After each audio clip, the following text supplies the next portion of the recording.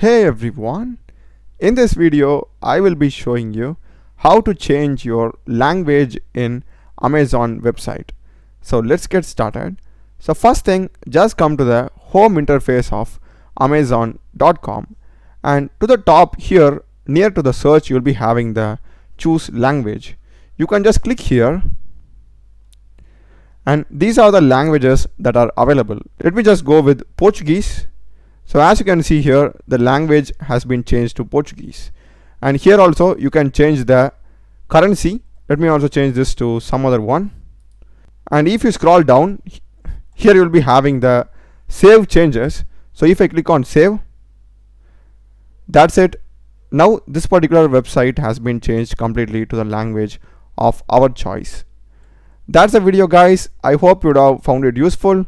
Do check the playlist of my channel. I've done a lot of videos in programming and AI tools. Subscribe me. Thanks for watching.